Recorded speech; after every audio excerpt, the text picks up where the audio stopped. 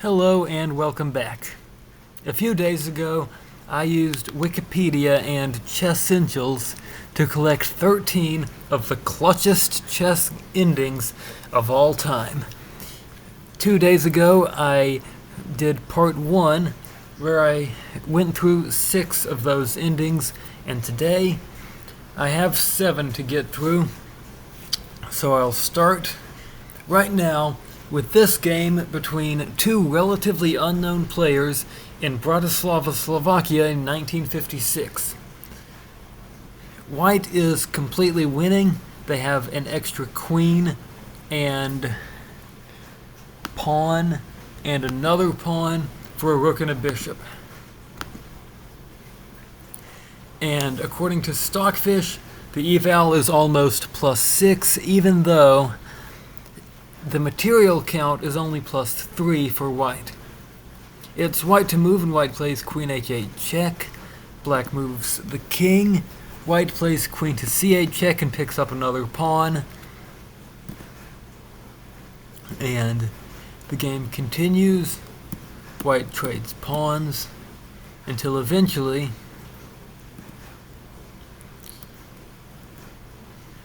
you will soon see why Black is keeping this rook here. Bishop c5, bishop takes c5. There's a trade now. Black is down to his last pawn, so there should be no way that Black will ever save the game. However, this cannot even be taken because of a fork. Black is basically just shuffling pieces at this point until white blunders with d6. Why is this a blunder, you might be asking? Well, it's because of bishop c6 check. There is one and only one legal move, and that is to capture the queen. And then Black plays rook to g1, and the only legal move now is king takes g1, and it is stalemate.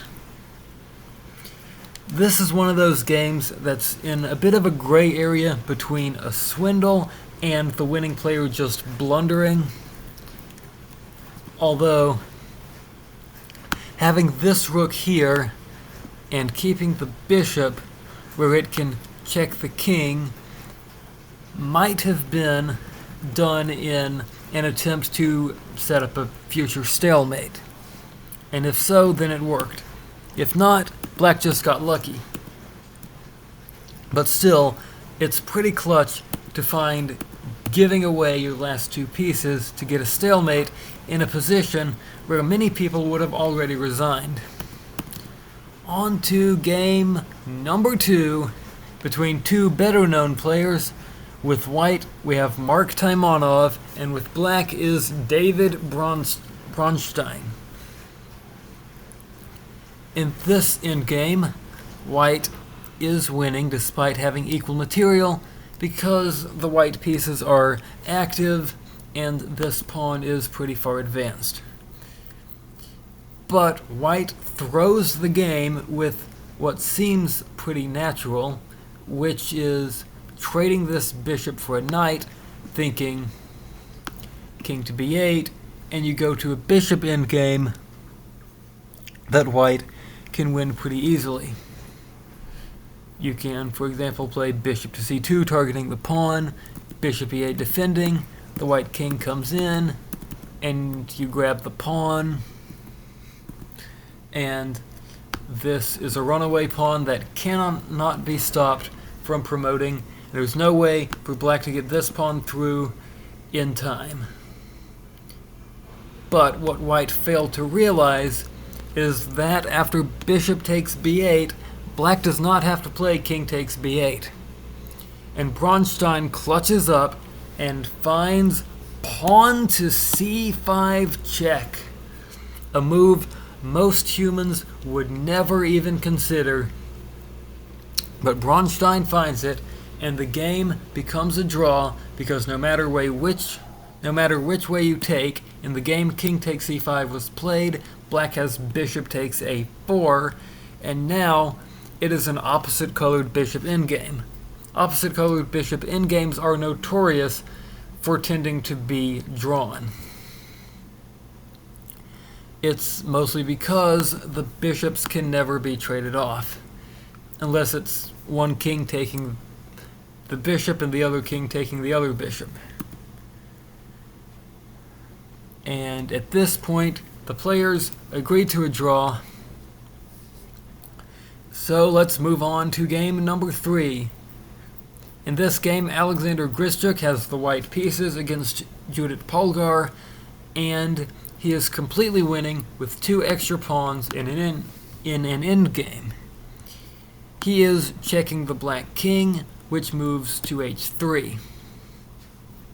Grischuk plays a pretty natural move, king to f3, which loses, it doesn't lose, sorry, which throws because Polgar has the incredible resource knight to g4. And if you take it, it's stalemate.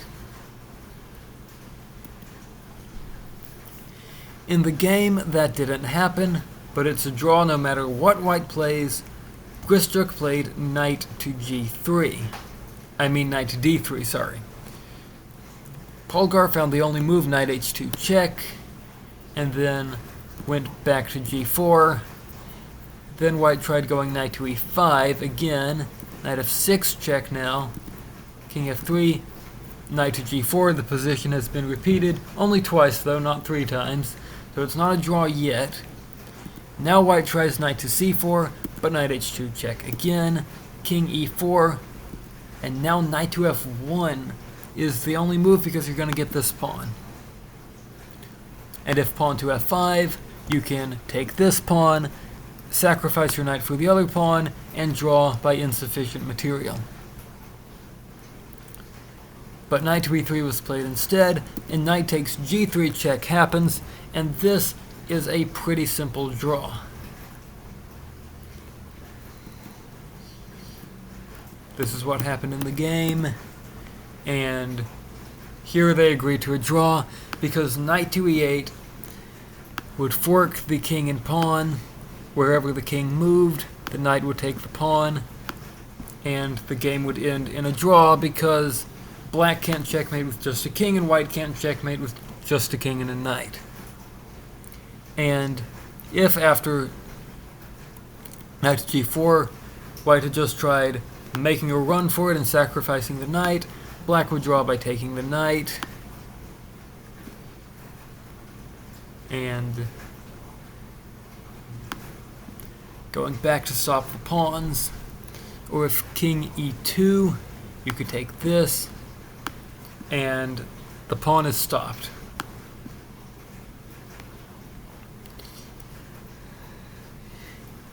No matter which way white plays it, somehow knight to e4 saves a totally lost endgame.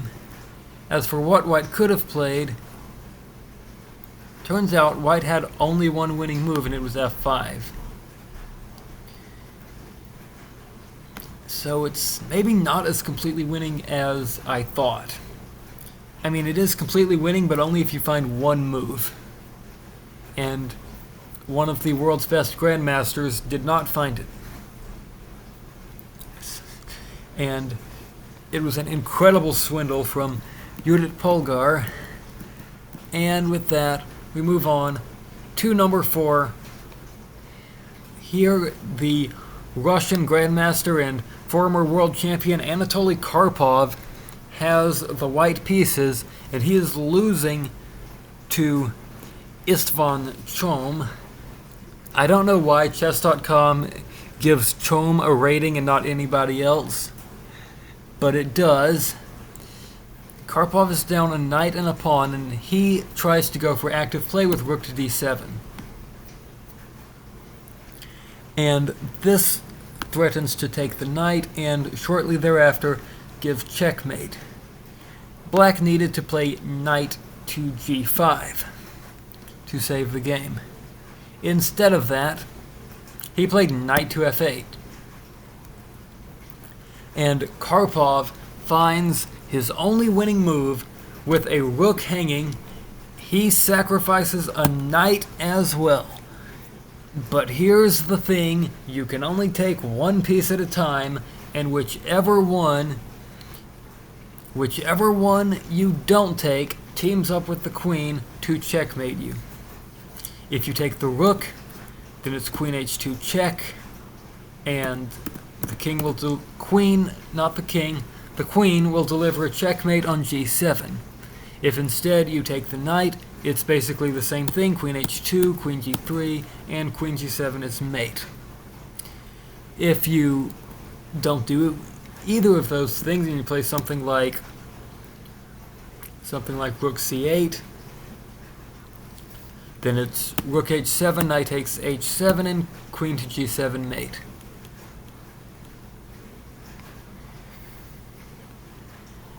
Wow, that was knight to f5 is an incredible move to find. Like, I know Karpov is one of the best players in the world, and that is why, but still, knight to f5 is a move that no mere mortal like me would ever have even considered in this position. Karpov finds it and turns around a completely lost game.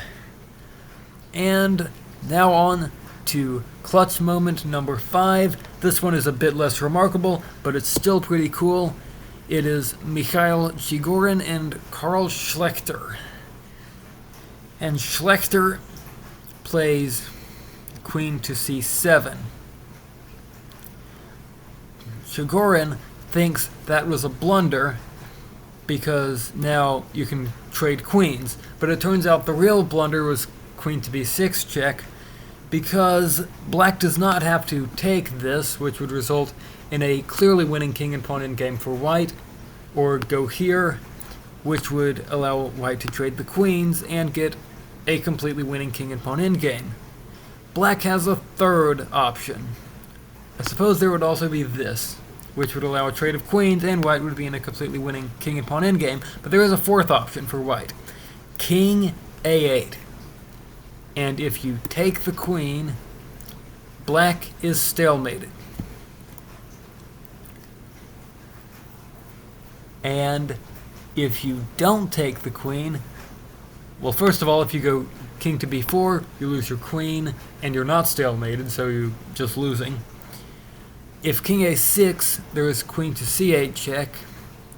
You can't go here and lose your queen, so you go king a5, and then you can play, black can play queen c7 again, or queen c3 check, and just get a perpetual check. No matter what happens, it's a draw.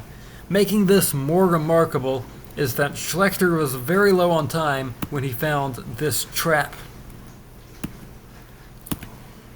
And now, let's move on to clutch moment number 6. With white, we have Tony Miles, an English grandmaster, who had a reputation for pulling off some great comebacks.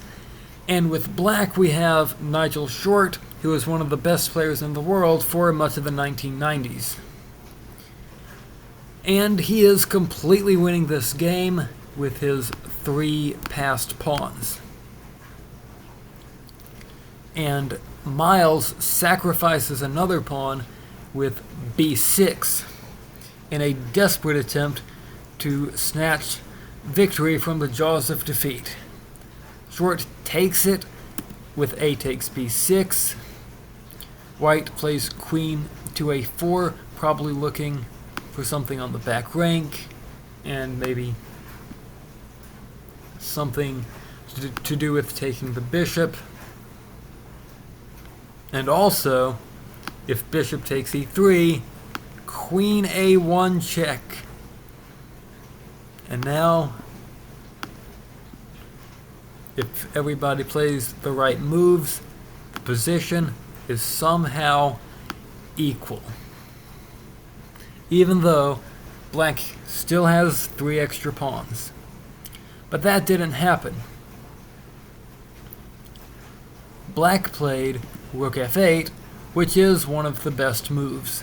White plays knight c2, attacking this bishop. And if the bishop moves to the wrong square, this queen a1 idea comes right back up. But the bishop stays on that diagonal. It needs to defend the king. White played queen to b3. Black plays bishop to c6. White moves the rook back. Black moves the queen over. This sets up the long-term threat of checkmate. White pushes his last remaining pawn to a7, where it is one square away from becoming a queen, but that square is well defended. Black plays bishop to a4, which you cannot take. You cannot take because of checkmate. So white plays queen to a3 instead. Then it's rook to c8. Looking to take this bishop or the knight. White plays knight to e3, defending everything. Black plays queen a5, looking to take white's last remaining pawn. And still, I have no idea how Miles is going to get himself out of this. He plays rook to c1, lining up with the other rook, and Black throws the game. Well, he doesn't throw it just yet, but pawn to h5 is a suspicious move, at least according to the engine. And Miles plays his only move to stay in the game, bishop to d5. Black apparently needs to play rook to d8 or rook to e8. Instead, he plays rook to c1, and suddenly after queen takes c1, the game is equal. The queen is threatening to come in to the back rank, and Black plays queen takes pawn. White finds his only move, queen to c8. King to h7 is played by Nigel Short, and Miles finds his only move, the remarkable sacrifice, knight to f5. It is such an unnatural move, and yet it is the move played in the game and the only move that works. Black counter-sacrifices with the incredible bishop to e8, because if g takes f5, then queen takes f5 leads to a perpetual check like this, because if you go to h8, then you get checkmated.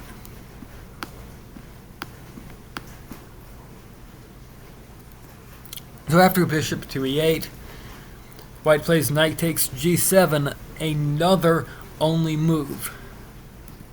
Black plays queen to d7, and white plays queen takes e8. White takes the bishop. Black plays the only drawing move, knight to e6. Otherwise, black easily wins with 4 pawns and white having none. Black starts giving checks with the queen, and then goes back to f6. White plays knight to g5, another check, and another sacrifice. And if you take it, which is what happens in the game, there is perpetual check like this. And Tony Miles snatches a draw from the jaws of defeat. And now we move on to number 7, and I have saved the best moment for last. This game happened long before any of us were even born, and even before our grandparents were born. I don't know the exact year, but it was, I think, before the American Civil War.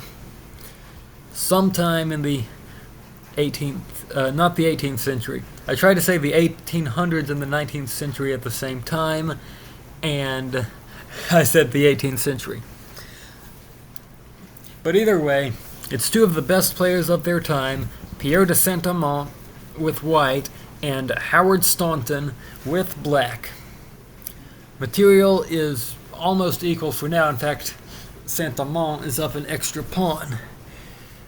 But black is threatening the white queen and the white bishop behind it, and if you move here to protect the bishop while also saving the queen, then there is knight to g5, and now the queen cannot move to a square where she still protects this bishop. So instead of queen to e4, white played an insane move, and it is the top engine move, pawn to b5. Who would even consider that move? Saint-Amant would. And the point is, this bishop is now under attack, and if rook takes d4 and e takes d4, now the black queen is under attack,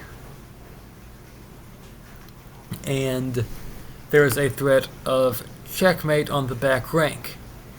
And because of this genius move, pawn to e5, the bishop is not defending that square, and the queen cannot get over to defend that square.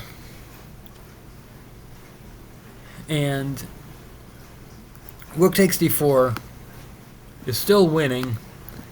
If black finds the right continuation, which is g5, that's the only winning move. It simultaneously blocks the attack on the queen and creates an escape square for the black king. But black doesn't take the queen, instead playing queen h5, and now black is still winning according to the engine. He plays his top move, pawn to g4.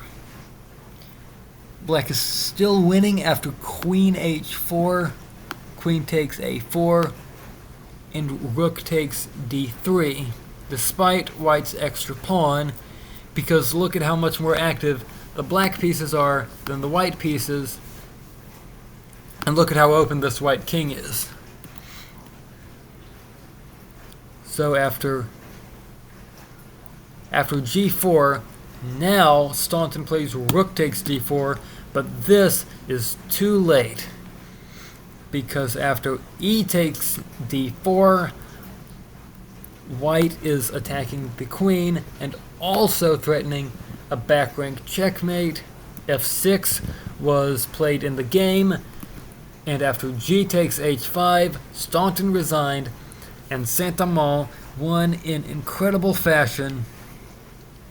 And that is the last of the clutch moments I have for you today.